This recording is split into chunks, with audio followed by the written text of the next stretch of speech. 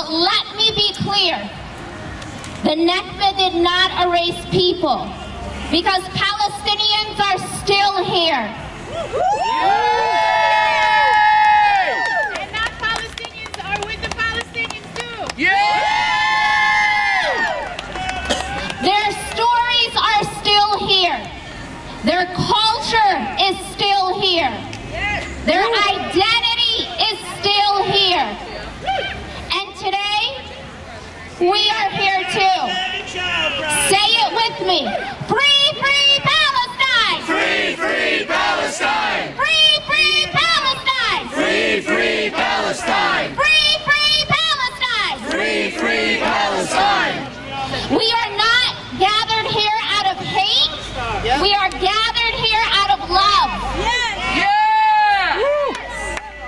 Love for our people.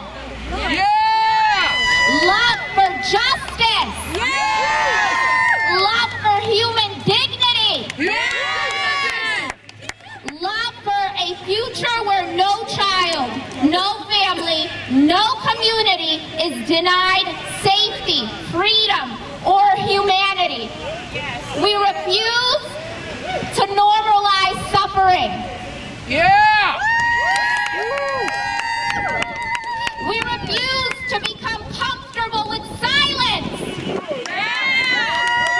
Because silence is never neutral. Silence always allows injustice to continue. And today, we choose something different. We choose to speak. We choose to stand together. We choose to show up for what is right, even when it is difficult.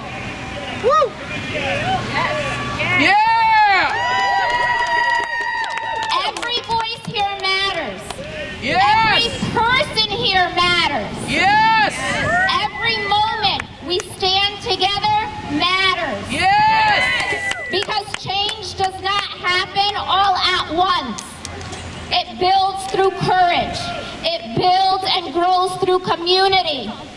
And it begins with people willing to stand together and refuse to look away. So I ask you, do not let today be the end. Let today be the beginning. The beginning of speaking louder. The beginning of learning more deeply. The beginning of continuing this movement long after today's end. Because this is bigger than one march or rally, bigger than one gathering. This is about justice. This is about humanity. And we will not stop advocating for freedom, dignity, humanity, and human rights for all people.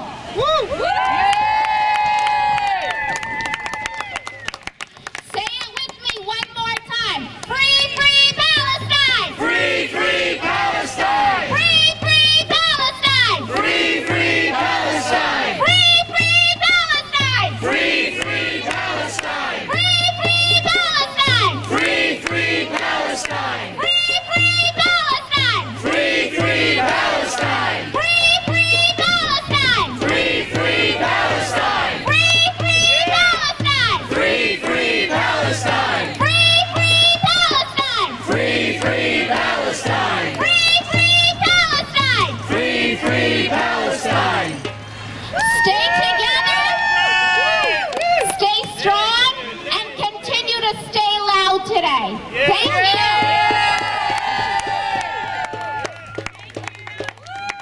Thanks to everybody for showing up today. Welcome. I'm Evan. I'm with Connecticut Labor for Palestine, many groups. I just wanted to start by, one, thanking you, which I just did, but two, saying just on security, you can see we have people throughout the crowd in yellow vests. They've been assigned to help to de-escalate and keep us on message.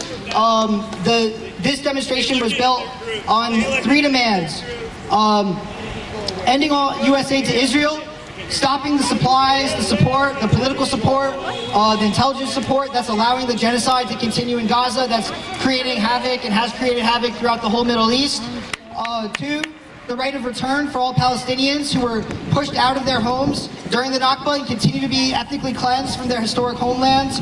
And 3, freeing all Palestinian political prisoners. And that's a demand that's especially important.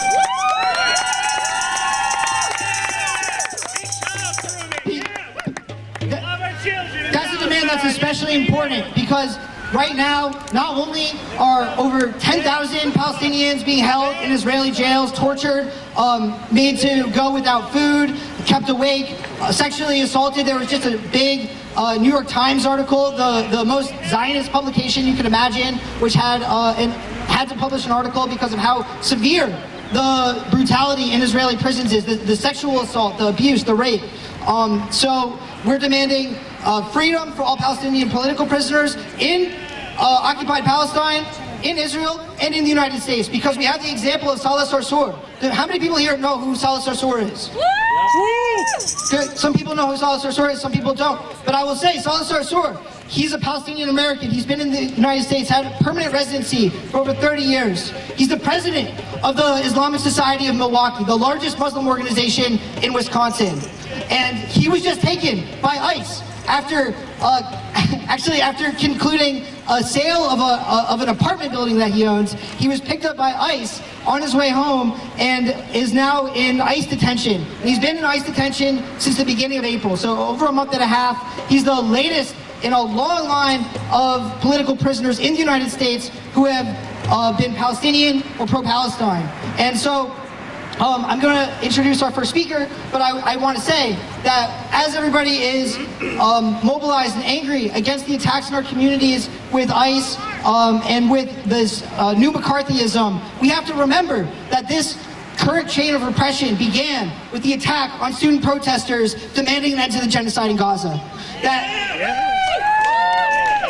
That the police in virtually every major city, at every university, administration, worked with the federal government, worked with the Zionist security firms to come up with plans to silence dissent, to silence protesters. And we are standing for free speech, and we're standing for democratic rights as we mobilize today for, in remembrance, commemoration of the ongoing Nakba. So I just want to recognize that this dynamic is inseparable from the attacks on Gazans and the ongoing ethnic cleansing of the West Bank. We ask also that people keep our focus. We know that there's counter-protesters that happens. We ask that people keep our focus on our demands, on our speakers, and that we don't allow for our narrative for today to be shifted because of people trying to agitate us and provoke us. Because we have real demands, we are building a real movement, and we have to keep our focus on building this movement and building our community.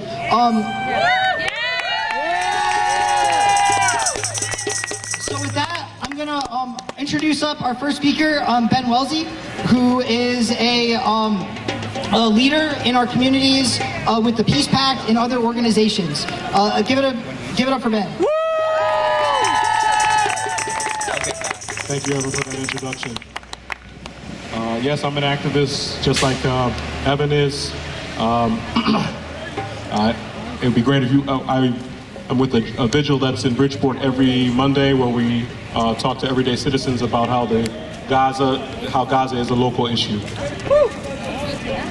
As others will know today, it's estimated 750,000 Palestinians were forced to flee their homes during the 1948 Nakba. Hundreds of Palestinian villages were emptied out due to the threat of incoming Israeli soldiers and mobs. More than 13,000 Palestinians were murdered. This is a sad and tragic story.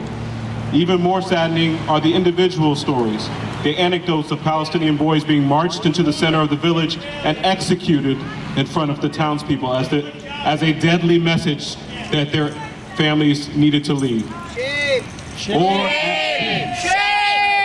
Or as New York Mayor Zoran Mandani illustrated in his social media post yesterday about the Nakba, the father telling his daughters to crouch down in safety while the parents gathered a few belongings.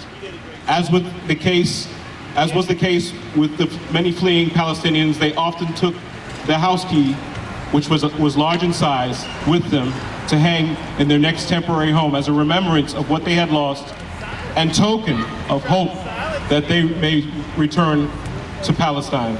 This is heart-wrenching.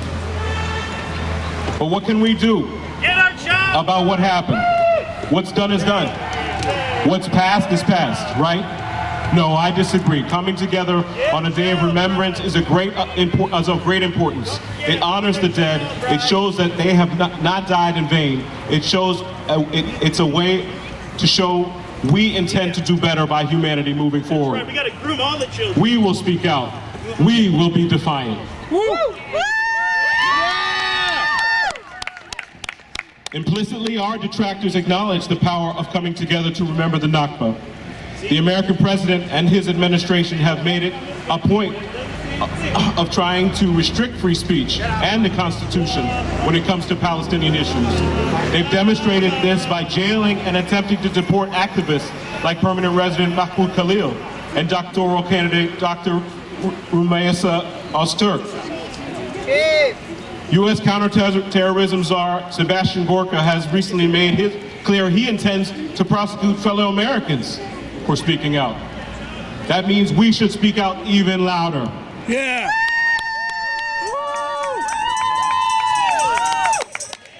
Even some fellow neighbors, such as those across the street, have intimated they don't want this gathering to take place. Shame.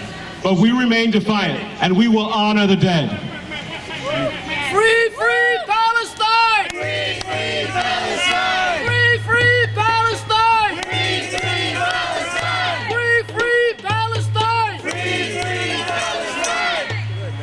Yeah, By speaking out and showing up to commemorate the ethnic cleansings and genocides of the past, such as the Nakba, and those of today, such as the genocides in Gaza and Sudan, we follow in the footsteps of great American civil rights leaders. Malcolm X, Jesse Jackson, Andrew Young, Martin Luther King, who encouraged citizens, AKA us, to be the force that moves the nation, not the politicians. So we are in great company. Yeah, child brides, I appreciate it.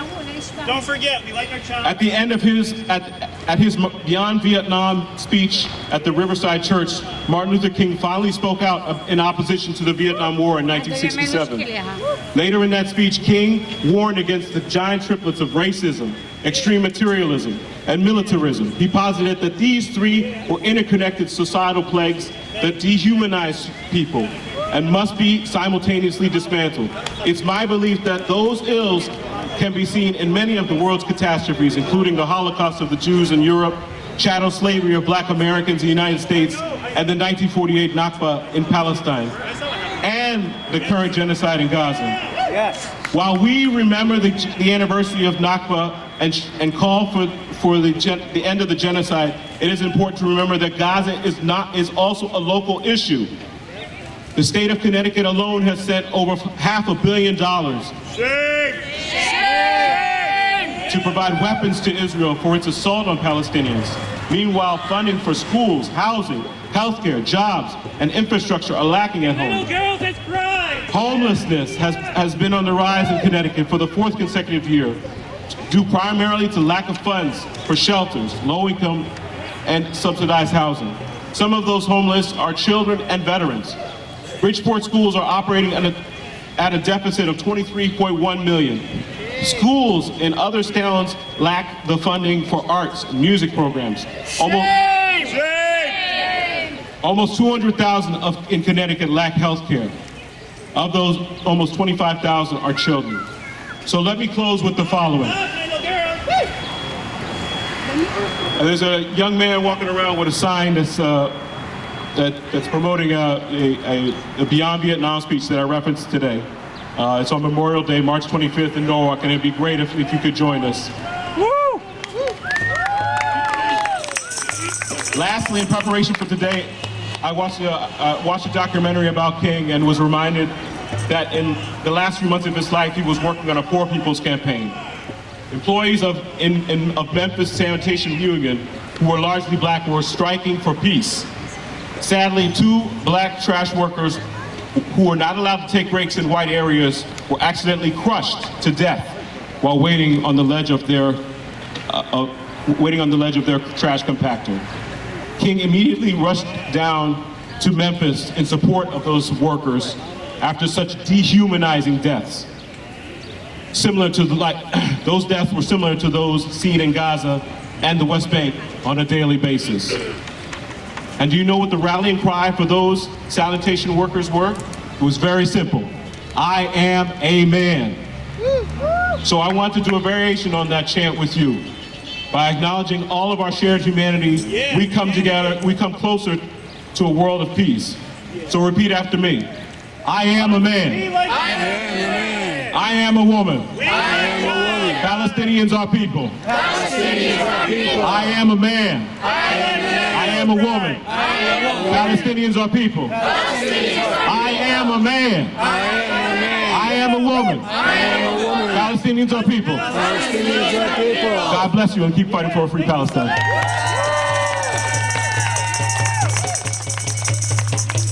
Free, free Palestine! Free, free Palestine. Free, free Palestine! Free, free Palestine. Free, free Palestine! Free, free Palestine.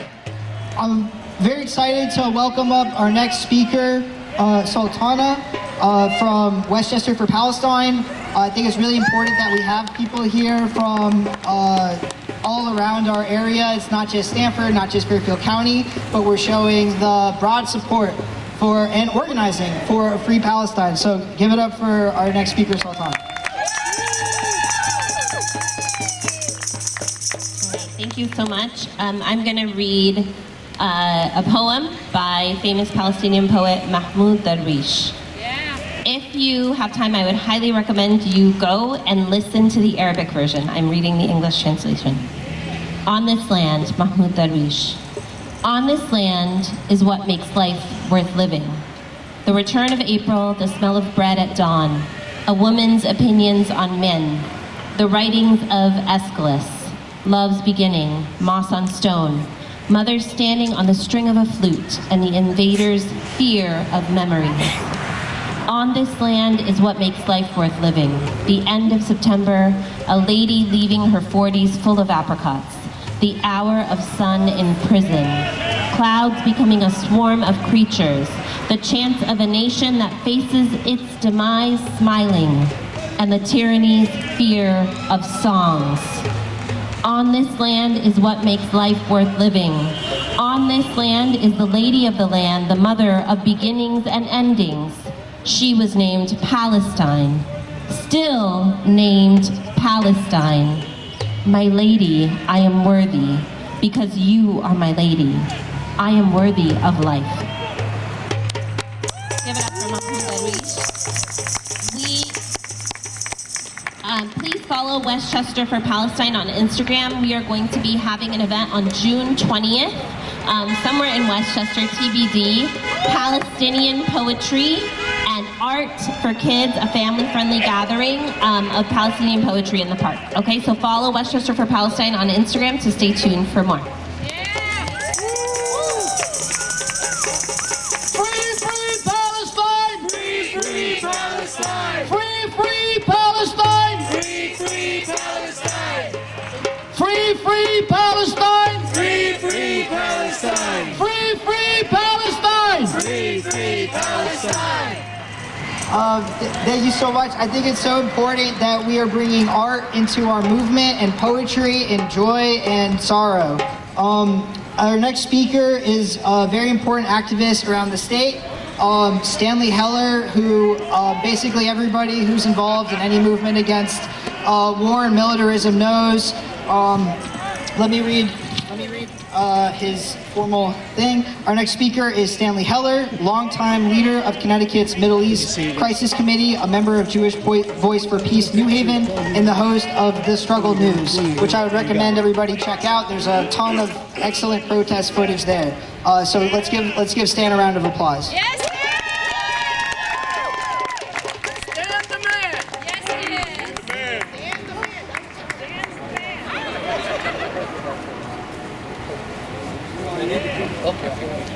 Okay, you look very good out here. You look very good with the flags and the banners and the signs. No war in Iran, end all U.S. wars. Free Palestine with lots of good demands, and watermelon. You know, I was in New York to see an event about Palestinian yesterday, and on the way we just happened to pass a Ukrainian block party, and we got, my wife got some watermelon earrings. Closer, okay. Watermelons is a universal sign. I want to talk about a couple letters. One by Stephanie Careau of Fairfield, Connecticut. Is she here? No, but it was in the Connecticut Examiner. And she laid out very nicely, lucidly, all the reasons for this activity today. And she mentions the Nakba began in 1948, but it never ended. It is at the heart of the strife that has also been the proximate cause of the United States' repeated military interventions in the Middle East over the last 35 years. And that sums it up. Maybe we could give those sentiments a round of applause.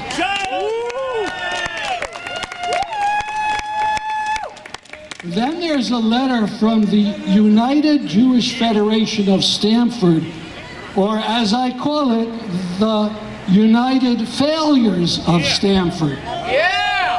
They are a federation of failures because for all their massive resources and connections to politicians, these leaders can't stop the plague of anti-Semitism in this country. And they admit that it's increasing. They have no understanding that their disastrous strategy of uniting with the far right in Israel and around the world shows them as hypocrites. And helps anti-Semites spread their poison. Instead, they write a letter to the Stamford mayor warning of this simple demonstration condemning expulsion and genocide. They write, quote, "Protests against Israel invariably evolve into demonization of Jews at large," unquote. This is an outright lie. A protest against mass murder of Palestinians carried out by fascists in no way demonizes Jews. In fact, Jews are prominent in organizing demonstrations against the genocide. Let me move on to Senator Richard Blumenthal. I think you all know the shame that he was only one of 7 Democratic senators who voted against the latest resolution and then allowed Israel to get armored bulldozers so they could smash buildings and bombs so they could blow them up. And Blumenthal was only one of 7 Democrats to vote to approve that. 40 others, people who were by no means leftist or progressive, they saw the way the wind is changing. They read the polls that shows disgust for what Israel is doing, and they voted to try to stop it. To their credit, but not to Blumenthal's. Well, a letter, I want to read a few sentences from a letter written by Ralph Nader, who lives in Winstead, Connecticut. Ralph Nader is an extraordinary man. He probably saved half our lives because his books on auto safety started the whole movement. He's also in subsequent years been a huge defender of human rights. Now, he knew how Blumenthal voted. So he said, well, let's try something small. Let's ask him to do something very small. So he said, he and an associate, attorney Bruce Fine, wrote, and they said, during our last conversation, Senator Blumenthal, we requested that you demand the Israeli government to allow U.S. reporters, as well as other reporters, including Israeli journalists, to enter Gaza and report independently about what's being done with U.S. taxpayer dollars in lieu of Israeli censored reporting. We also asked if you would strongly urge the airlifting of Palestinian infants for specialized care to treat horrible injuries at willing and ready U.S. hospitals. So these small requests were sent to Senator Blumenthal. I mean, think of what they are. The ability to allow a reporter to go into Gaza during the, quote, ceasefire, unquote, and to report on what they see. Or even more important, to allow babies who are amputees, who are severely burned, to come to U.S. hospitals. So we asked that of Senator Blumenthal, and he didn't get an answer. So I wrote on behalf of a couple organizations, and I got an answer. I got the form letter. I want to read you the beginning and the end.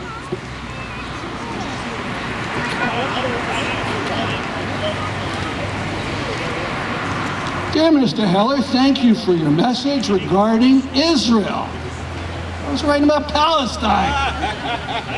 I appreciate hearing from you. As you know, I have stated unequivocally and clearly that America must stand with Israel. He goes on and on and on like that, and he ends up, I will be sure to keep your thoughts in mind as I continue to push for additional U.S.-Israeli cooperation measures, the normalization of relationships between Israel and neighboring countries, and lasting peace in the region. And so that is our senator who just sends out the form letter, sees the word Israel somewhere, and his minions put it out. Pretty pathetic. Lastly, I want to talk about not a letter exactly, but a petition by the Physicians for Human Rights Israel.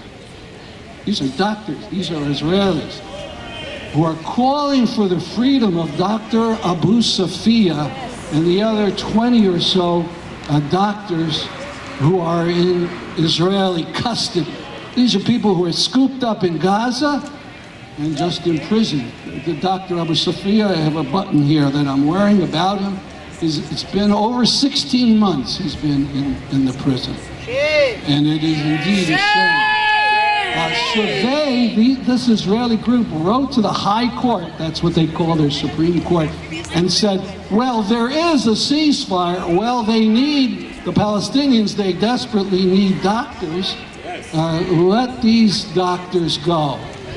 So, I mean, that's a good effort. The High Court said they will answer in 2 weeks. I think we probably know what the answer will be. But all these kinds of efforts are very important.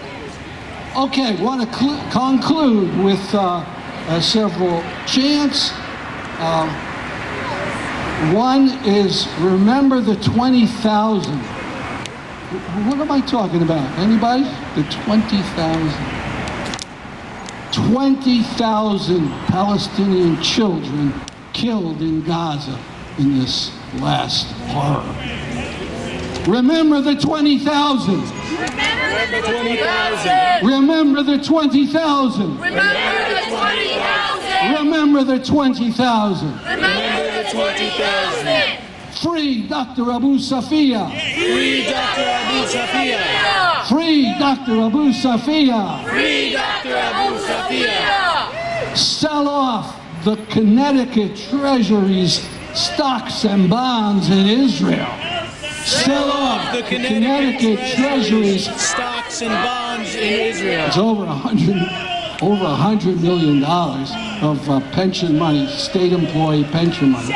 And last, free Palestine! Free Palestine! Free Palestine! Free Palestine! Free Free, free Palestine! Free, free Palestine! Free, free Palestine! Free, free Palestine! Free, free, free Palestine! Free, free, free Palestine! Thank you. Thank you, Stan. Our next speaker. Our next speaker is going to be Lana, who is a Palestinian American resident of our communities.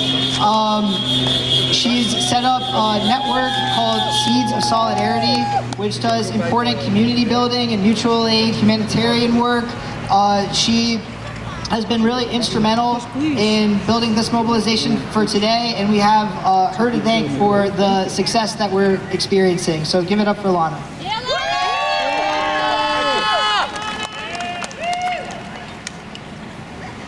Hi everyone, I'm just so proud and honored that, really close. I'm very proud and I'm so honored by every single person who made today possible and who's here today with us. It was actually Evan, our dear friend, who sent me a text saying, should we do something for Nakba Day? Maybe a barbecue or a small picnic? And that was less than a month ago. And 2 weeks later, after we started getting mobilized, here we are today. So really, honestly, give it up for Evan. It was your idea, your brainchild, and I just participated. I'm very honored to be here teaching about the Nakba, the truth of the Nakba. This is more than anything I could ever hope for. As you know, Nakba means catastrophe in Arabic. In 1948, more than 750,000 Palestinians were forced from their ancestral homelands to make modern-day Israel. Small villages were completely destroyed, massacres were carried out, hundreds of thousands were actually shoved into Gaza, into refugee camps with nowhere to go and no way to return. My family, the Shawa family, is an ancient family from Gaza.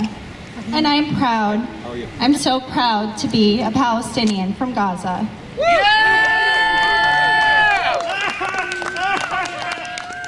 My father was born on Christmas Day, December 25th, 1948. The whitest girl here said she's Palestinian. He jokes that the Israelis gave him a birthday gift, a bomb that landed on his home minutes after he was born. But by divine intervention, my teta, my grandmother, moved him moments before the pillow he was sleeping on, just before the wall next to his head fell on the very bed that she had delivered him from. My teta's land was taken in 1950 as a buffer zone, land that later became settlements alongside Gaza. And my father left as a teenager in 1967 on foot because many of the young boys his age were being drowned in the Wadi Gaza by Israeli soldiers. This is my family. This is the family where I come from. And when I tell you that Nakba is not past, I mean it with everything in me. It is ongoing. It is being carried out, funded and protected by our own elected leaders here in the United States.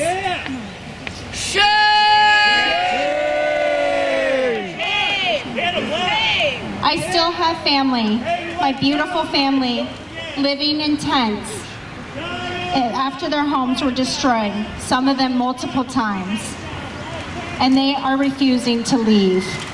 When I ask them, like I asked my cousin Doa, they say, we will rebuild. This is the resilience of the people from Gaza. I have lost over 200 family members during this genocide, and I haven't been able to go back since 1997 when my brother and I were detained and our passports taken. But I dream one day I could return to visit where my grandfather's grave once stood before it was razed by Israeli bulldozers.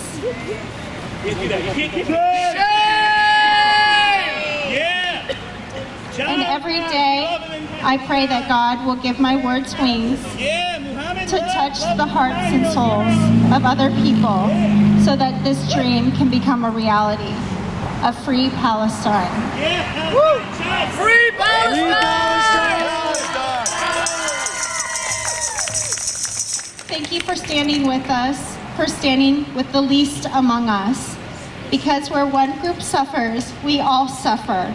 Our hardships are common and shared, and so is our hope. Free Palestine! Free Palestine!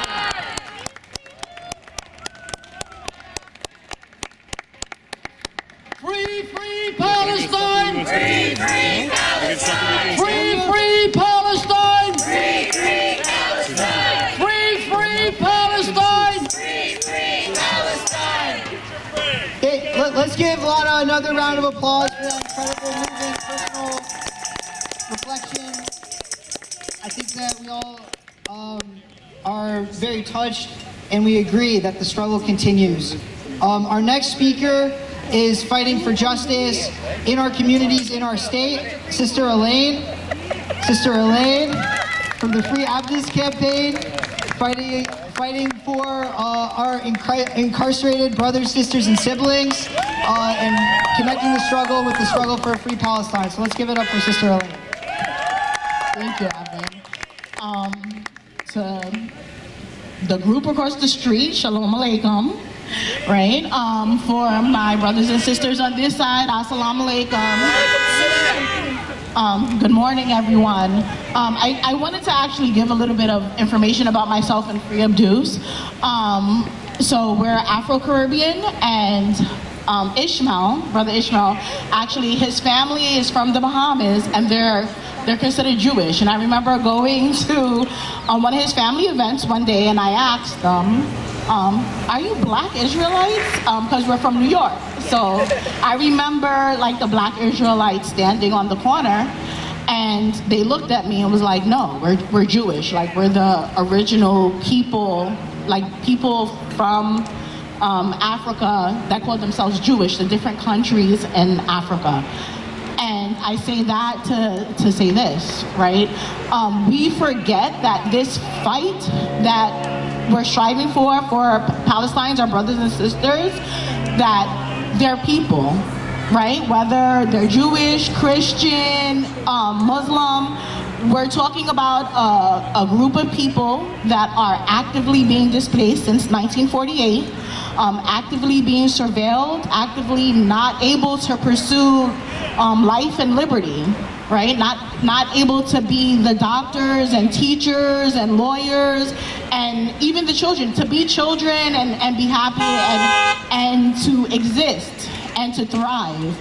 And we see similar things like that going on in America right now with our brothers and sisters who are being surveilled because of speaking out against Palestine, or who, in the case of Free Abdus, he had an Islamic name and he was Black.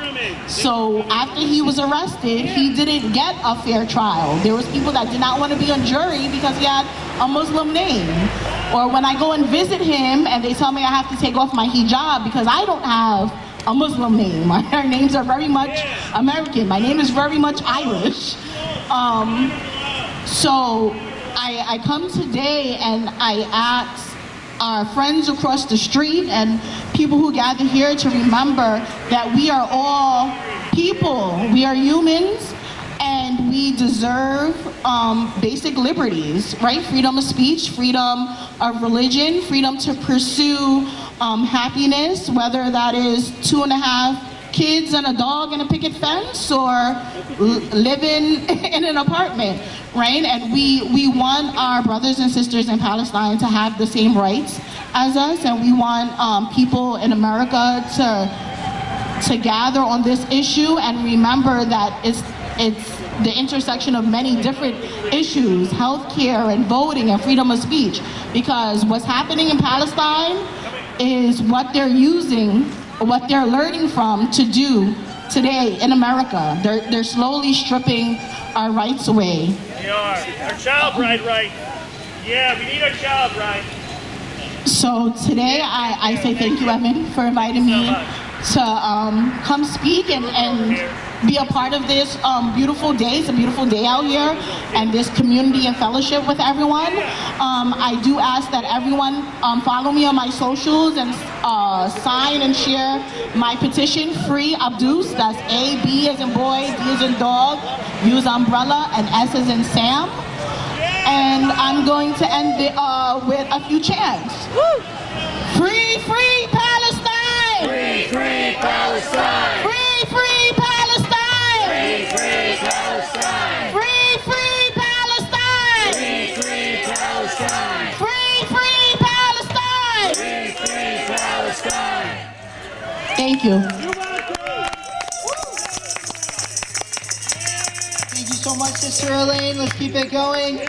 Our next speaker is a professor and labor activist, a good friend of mine, and a stalwart defender of the rights of Palestinians and for all of our civil liberties. Let's welcome up Audra King, who's a member of Connecticut Labor for Palestine and the Connecticut Civil Liberties Defense Committee.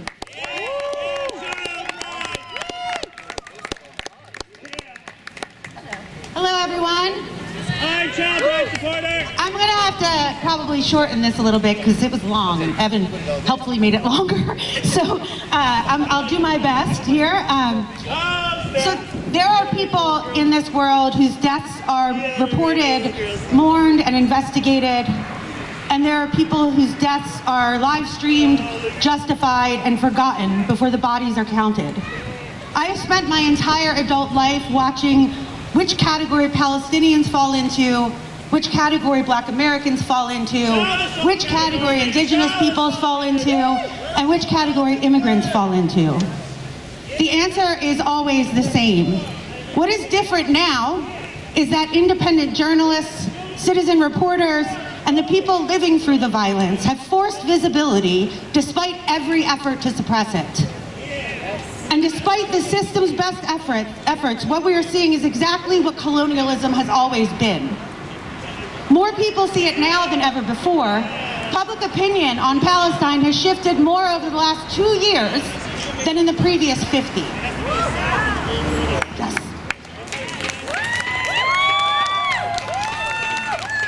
This is the result of the steadfastness and courage of this movement, of the journalism and the organizing and the refusal to be silent that brought us here today.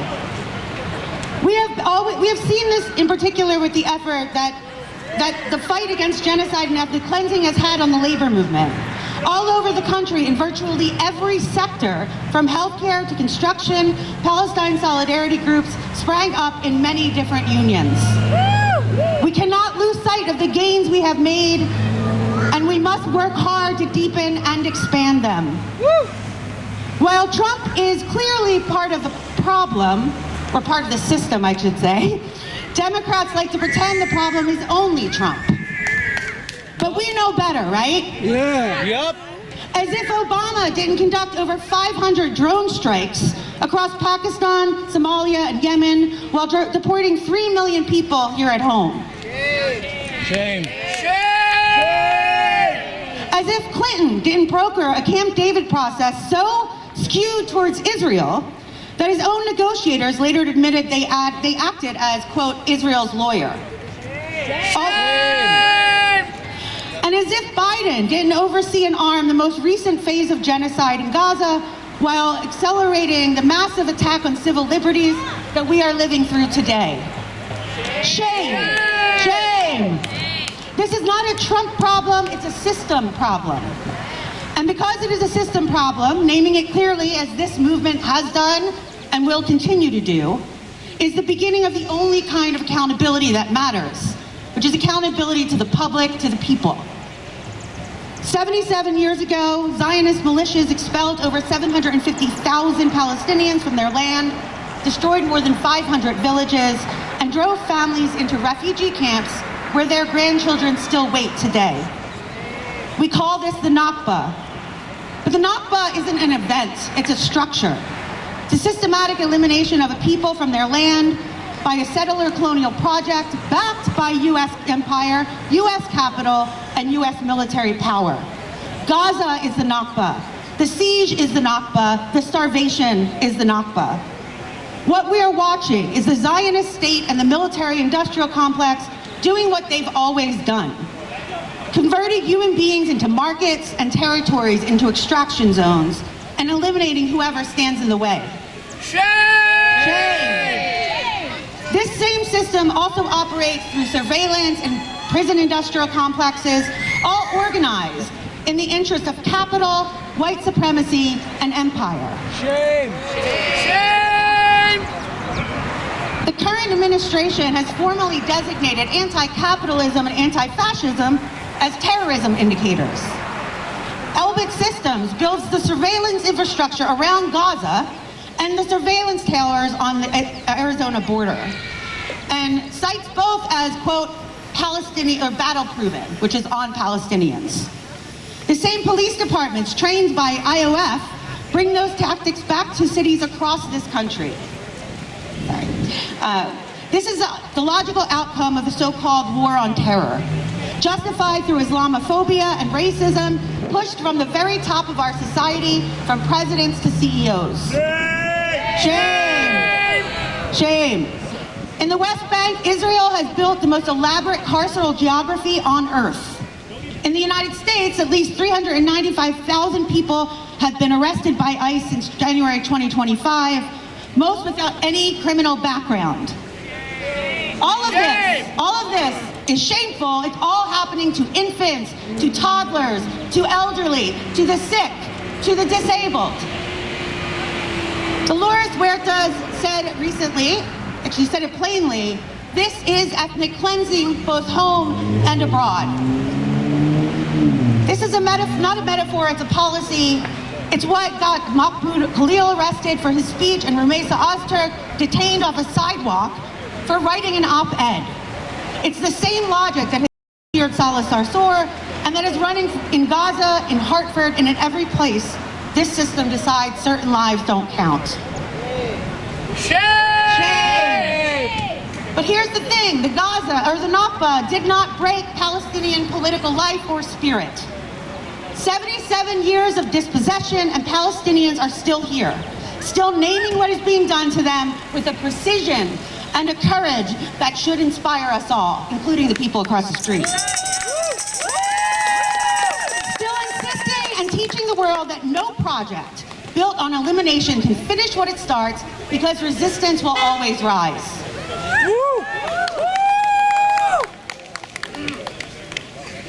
This movement has shifted mass consciousness about the brutality of occupation and the propaganda that sustains it. It has demonstrated against every effort to suppress it that solidarity is not only possible, but durable. If you fight for Palestine, you fight for Lebanon and Iran and Sudan and Congo. You fight for people crossing the Arizona desert and the people on the Standing Rock Reservation and the people being displaced by gentrification across Connecticut. All these struggles are connected. They are struggles for democracy, justice, and a livable earth. A Palestine free of occupation with democratic rights for all and a mandate of self-determination is our guidepost. And our road is open to all who want to see a better world. Free Palestine! Free Palestine! Free Palestine! Free, free Palestine! Free, free Palestine! Free, free Palestine! Free, free Palestine! Free, free Palestine! Free, free Palestine! I'm very honored to be welcoming up our next speaker, Keith Dennings, who has direct experience in Gaza as a healthcare worker. Also served as, briefly served as a state representative from Wilton. Let's give it up for Keith to talk about his experiences and our current moment. Hold it closer. Thank you very much. I appreciate the opportunity to tell the stories, or at least one of the stories that I experienced when I went to Gaza back between 2008 and 2012. I went as a nurse anesthetist providing anesthesia for medical missions in both the West Bank and Gaza, and before that time I was like many Americans, especially the gentleman who seems to think, who's walking up and down the sidewalk, doesn't believe that what we're talking about up here is actually true. And after I was there, just for a few hours, I was visually witnessing what people are talking about today in our history that is continuing to this day. And this was in 2008, and it continues in 2026. I call the American people and our legislators and our government to conscience. We gather today not as adversaries, but as people who believe in a simple, enduring principle that every people deserve a place to call home, a place of safety, dignity, and self-determination. We affirm, without hesitation, Israel's right to exist, a homeland for the Jewish people born from centuries of persecution and the unspeakable horror of the Holocaust. That right is real, it is just, and it is not in question here. But rights, when they are genuine, are not exclusive. The Palestinian people, with their own history, their own culture, their own generations of attachment to the land, deserve that same dignity. A people cannot be made stateless indefinitely and called free. A population cannot live under occupation, blockade, daily erosion of rights, being jailed, your property torn down and taken, and be told that the world's conscience is satisfied. To say this is not to hate.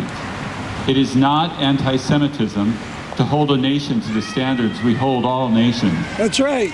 We criticize the United States when it falls short of its ideals. We criticize every government when its power is turned against the vulnerable. To exempt Israel from that same moral scrutiny is not to protect Jewish people. It is to abandon the very universalism that makes human rights meaningful. Anti-Semitism is real, it is dangerous, and it must be fought without compromise. But conflating it with political criticism of a government's policies does a disservice to both causes. Yeah. It dilutes the gravity of genuine hatred, and it silences legitimate calls for justice. We must hold two truths at once.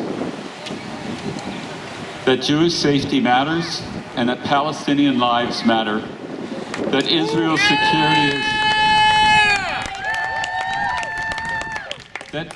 security is legitimate, and that Palestinian sovereignty is legitimate. Palestinian lives matter! Yeah! They matter. These are not contradictions. They are the foundations of a lasting peace. The world will not be more just by choosing one people over another. It will be more just when we insist together that no people be forgotten. I call on our government, on our population, on our citizens for ceasefire now. End the genocide, end the apartheid, end the occupation, and end the colonialization. Free Palestine.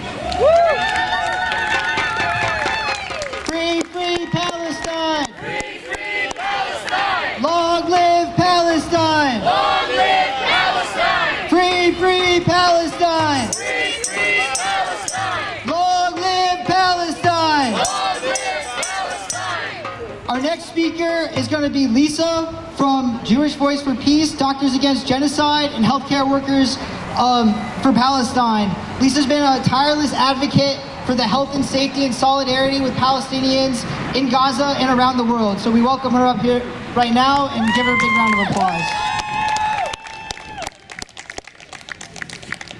Hola mi gente! Hi everybody! My name is Lisa Goldman Huertas, and I am Jewish, Puerto Rican, and Jewish American family physician, and also a breastfeeding medicine specialist.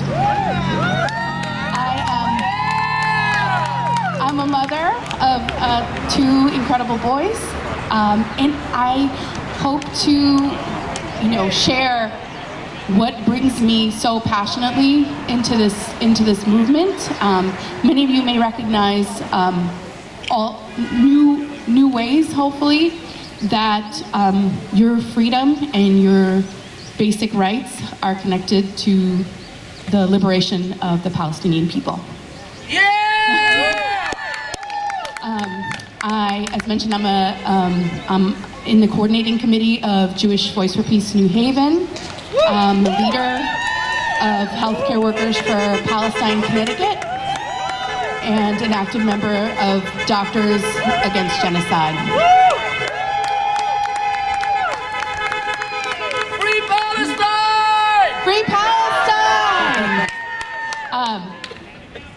None of the things I mentioned earlier is a coincidence. I'll talk a little bit about how I came to be here today, and also I want to try to take us through what Nakba might mean for us, past, present, and resistance to Nakba, past, present, and future. So I'll start with the first protest I ever went to was when I was 8 years old. And I can remember both my parents, their main shared value, some of their main shared values were being anti-war and being pro-peace. They were also for Puerto Rican independence. And it was my father, who is a Jewish American, was raised to focus on, to care a lot about workers' rights and civil rights. And so they brought their 3 children to this incredible protest against the US military trying to cut down our Puerto Rican rainforest at Yunque to train Contras, the Contras in Nicaragua, a paramilitary force there. And I can still remember the chants from that day. One of them was, no lo talarán. So, no, they will not cut it down. The Puerto Rican rainforest is still there, and the Puerto Rican resistance is still there. And so, growing up in Puerto Rico, there was a very strong movement against US militarism and all of the wars in Latin America and wars increasingly in what I then knew as the Middle East, and now I think of more as Southwest Asia and North Africa. It was nothing happens by accident. It was in that movement that I met 2 incredible people. One, a Palestinian human rights lawyer named Shawki Issa. And before that, I had, my family wasn't personally very Zionist, I would say, but I became actively anti-Zionist at the time. Anti-Zionist is opposition to Jewish supremacy. Anti-Zionism is opposition to genocide. Anti-Zionism is opposition to apartheid. That's what anti-Zionism is, for anybody who wants to know. Anti-Semitism is racism. Anti-Semitism is genocide. So that's how these things line up for anyone who's confused. I want to go back to Nakba though. Because of my friends, I was able to visit them in the West Bank and Bethlehem. And having read Edward Said and having read Noam Chomsky and having understood a little bit about Palestine was one thing. But then physically seeing apartheid with your eyes and seeing people you loved have to manage very difficult lives around apartheid just completely changes everything. People have mentioned the historic Nakba. I also wanted to mention the work of, I'm going to try to get him up,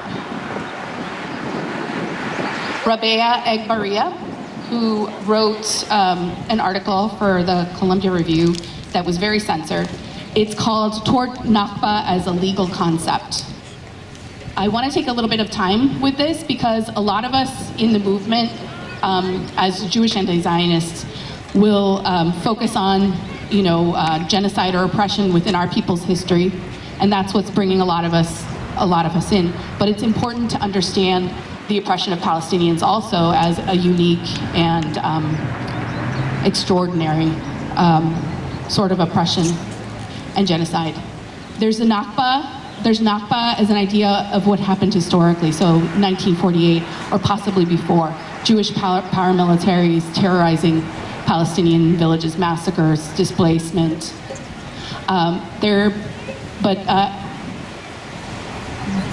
This particular legal scholar wants us to recognize Nakba in other parts of the oppression of Palestinian people.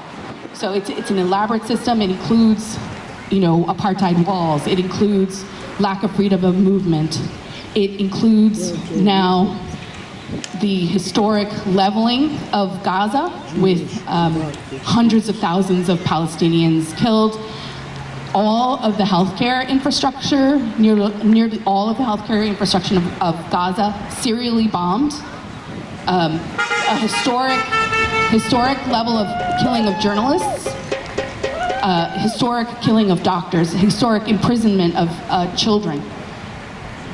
It is so manifold, and we do need to focus on Gaza, on the West Bank, on what's happening in Palestine, but it is so deeply connected to what happens here.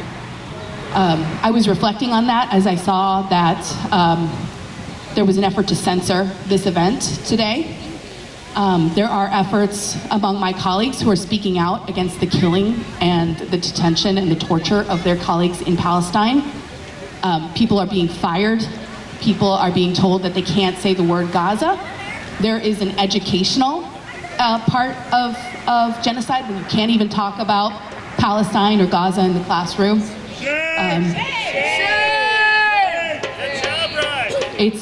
It's a very extreme and complicated concept, Nakba. And so past, I wanted to mention in the present, in my role as a specialist in breastfeeding, I was connected to a mother in Gaza who I later found out was in one of the Nusayrat massacres. She was injured and survived. She was pregnant at the time. 3 days later, she lost her infant. She was pregnant again. She carried a baby through bombing, serial displacements, extreme hunger, unimaginable situations, and had given birth to a healthy baby. And she needed support with breastfeeding. So that's how I ended up connecting with her. But through her eyes, I ended up experiencing the worst moments of the severe, purposeful starvation in Gaza. I had never in my life thought that I would talk someone through what might happen to her if she was not able to eat in over days, and she was doing this while feeding her infant.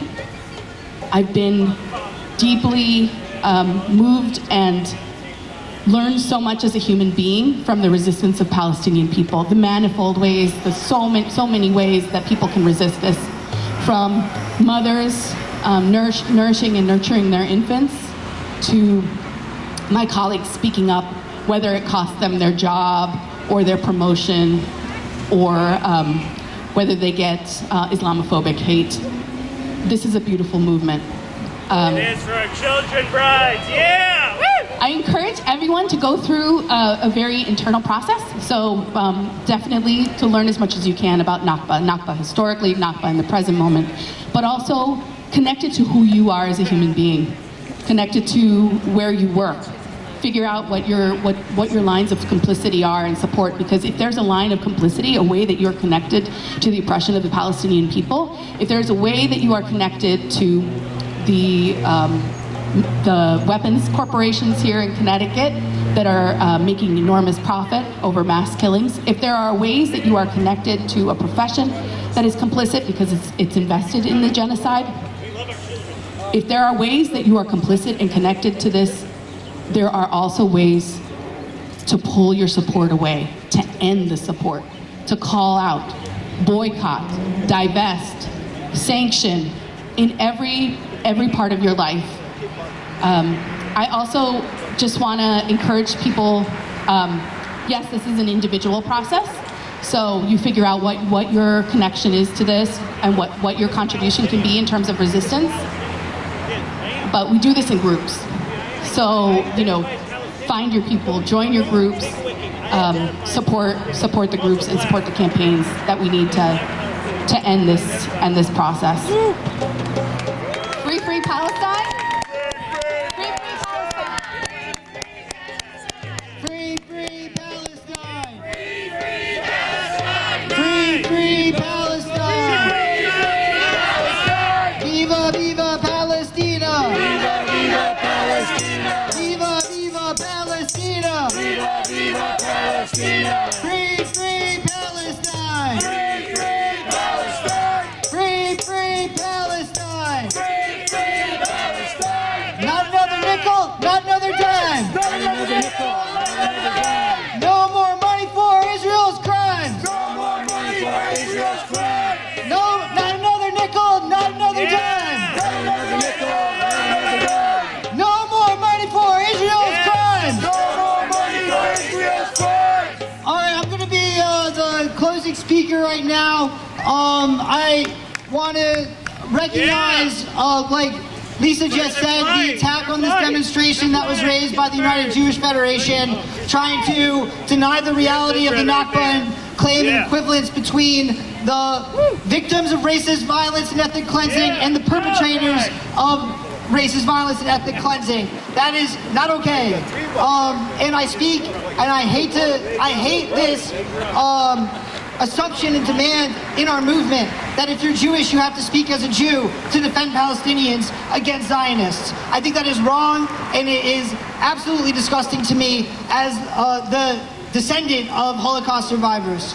I think that the reality of Zionism needs to be made very clear. And actually, Stan has a book on this very topic, which I'm not promoting, but I think people should read. But I wanted to speak. Do people know, have people heard the slogan, where we are, that's our home? Yes. What country we're in, that's our home? This is a slogan that comes from Yiddish. It's a slogan that comes from the Jewish Labor Bund. It's a slogan that comes from progressive, radical, working class Jews who organized in their own name 100 years ago, who were absolutely opposed to the Zionist movement, who saw the early Zionist movement under Herzl, under David Ben-Gurion, under all of the Jabotinsky, under all of the first wave of Zionists. They saw what it was, which was an extension of European anti-Semitism and racism. That's what Zionism was, that's what Zionism is, and that's what Zionism will always be. It is disgusting to see the victimization of Jews in Europe used to justify ethnic cleansing in Palestine. It's disgusting to see the anti-Semitism of the United States used to silence critics of Israel. Because yes, it's true. There is anti-Semitism in the United States. It is foundational. But I'll say something else. The greatest attack on any communities right now are against black Muslims. The greatest attack on any peoples right now in the United States is against black Muslims. Wake them up! The FBI, since 9/11 and before, has been targeting the Muslim community in their mosques, putting informants to try to entrap people like the Fort Dix Five, to take brothers who are simply trying to enjoy their lives and say that they are somehow terrorists. This is why we're in the situation that we're in right now with Trump. This is why there's ICE agents in the streets, because they have been allowed to victimize Muslims in the United States and around the world with the police, with the FBI, with ICE, with all of the institutions of so-called democracy to expand a machine of repression, of censorship, of political policing that is now eating us all. And so when we say free Palestine, when we say Jewish safety matters, what we are also saying is that we need to defend our Muslim community members.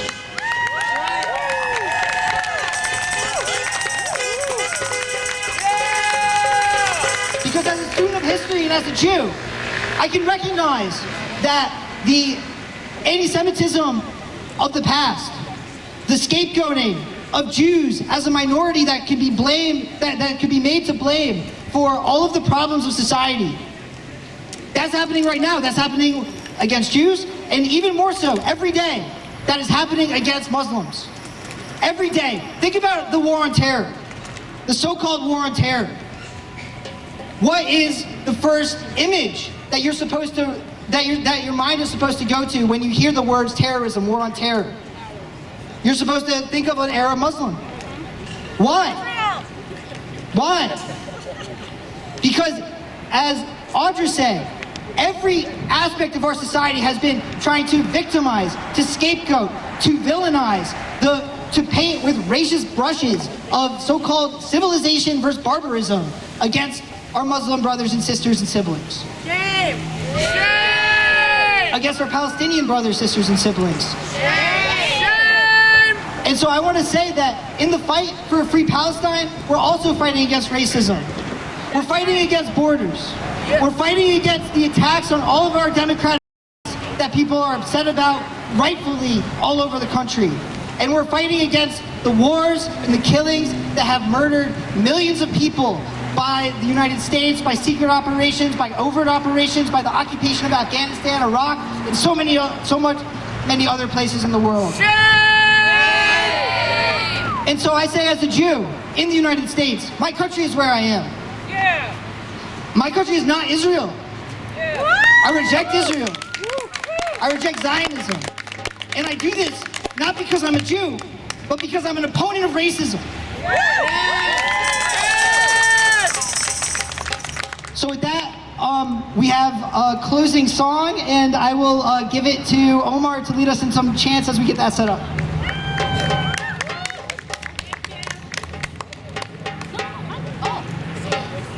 All right, I want you to say this with your whole heart, and I want everyone to come together. Free, free Palestine! Free, free Palestine! Free, free Palestine! Free, free Palestine! Free, free Palestine! Free, free Palestine! Free, free Palestine! Free, free Palestine! Long live Palestine! Long live Palestine! Long live Palestine! Long live Palestine! Free, free Palestine! Free, free Palestine! Free, free Palestine! Free, free Palestine! Long live Palestine! Long live Palestine! Long live Palestine! Long live Palestine! Long live Palestine! Long live Palestine! Free, free Palestine! Free, free Palestine! Yeah. Thank you so You're much! welcome. Child rights forever. Yeah, Palestine. Woo! Thank you. My name's Elise. I'm here from Singing Resistance, New Haven. Yes, you better sing too. I'm not here to sing for you. I'm here to sing with you. Every single one. I don't care if you can't sing. All right, I'm going to sing it. Let's get a rhythm going. All right. Thank you. You're All right, welcome. I'm going to sing. You're going to follow up. Repeat after me. Sing together. Clap your This hands. is for my people who are locked inside. This is for my people who are locked inside. Together we will free Palestine. Together we will free Palestine. One more time. This is for my people who are locked inside. This is for my people who are locked inside. Together we will free Palestine. Together we will free Palestine. Put it together. This is for my people who are locked inside. Together we will free Palestine. Together we will free Palestine. Together we will free Palestine. Thank you so much for coming out. Thank you, Elise. Let's give Elise one more round of applause, and a round of applause for everybody for attending today. I can't really express just how grateful I am for everybody that showed up and how well everyone's composed themselves in the face of provocation. That's really, I mean, it speaks so well for our movement and for all of you here right now. So that concludes like our rally. We still have the children's activities if people want to participate with like the painting. And we do ask that people walk back to your cars in groups if at all possible.